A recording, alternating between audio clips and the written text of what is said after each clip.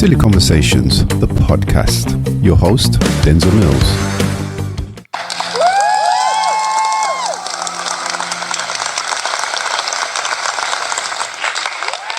Thank you. Stop it. There's no need to do so much.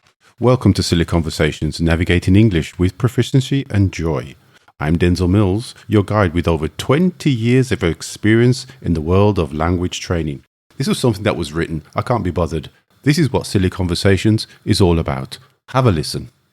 I suggest that you press the record button in order to record the session. Just an advice, a piece of advice, no worries. It's good advice. It's very good advice. And I thought, English for dogs. Easy. It is easier for dogs to understand one syllable than two or three. Exactly. And then I had a nosebleed once in a gym, so bad that they had to call an ambulance. Believe me, I was in the gym. Yeah, it was very formal. Really? When you listen to the other ones, you... Okay. I'm telling you, my eyes have built up muscles just from watching people move from one side of the screen to the other. You're going to say, no, I don't do drugs, but I do a podcast. I do a podcast. Exactly. Go listen to Exactly. Silly Podcast by Denzel Mills. Try and get the name right, first of all. It's Silly Conversations. So there you go. Silly Conversations. Not all of them are that silly, but these are snippets from what you'll experience and what you're going to hear. Why Silly Conversations? Well, first of all, my students always ask me, what can we listen to help improve our English? What can we do to help improve our English? And I always recommend listening skills, some kind of listening activity, the radio, podcasts, etc., audiobooks. Watching Netflix and things, it helps, but with the image and the listening, it kind of gives you more information than you really need. And I think really, if you just focus on improving your listening skills, it's fantastic. Much, much better. There are many formats out there to improve your listening skills. Many things you can actually do. There are many podcasts based on English learning, English pronunciation, 1,000 phrasal verbs you will need if you go to Malaga. Well, if you're Spanish, you won't be going to Malaga. 1,000 phrasal verbs you will need if you go to London or Glasgow. But normally, these are a bit boring. They're a bit dry. If you're a dry, normal, boring person, you're not really going to get on well with this podcast.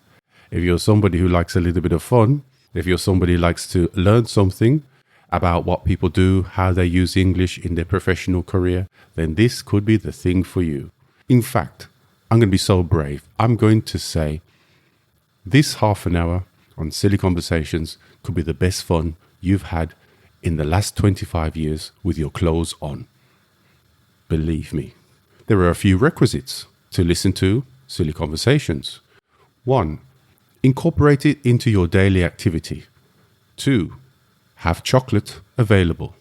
Maybe you can have a glass of wine. Maybe you can have a glass of beer. Or even pizza, imagine. But chocolate, I think, is the most essential thing to incorporate it into your day. The other thing that I think could be very useful and beneficial to you to improve on Silly Conversations is also to identify some of the errors without criticizing, and it's very important, my guests and me, because I make a lot of mistakes. Now I'm listening to myself. My guests and me, we make mistakes, we make errors because it's live, it's dynamic. But the most important thing here is the communication. Do we communicate well? Do they get across the idea of what they want to say? Do you understand the concept of what they're explaining or they're talking about? It's to have fun. It's for my students and invited guests to explain and talk about their experiences in life with English. Some are Spanish, some are Portuguese, Brazilian, and some are native English speakers as well. The concept really is something that I think is beneficial. It's different, I think. Yes. I don't think, I'm sure. It's different on the market because the focus is on the learners who have learnt English and use English, whether they're pre-intermediate or advanced students. You will hear and grow and follow my students, current students, snippets from their classes, and snippets could be something educational.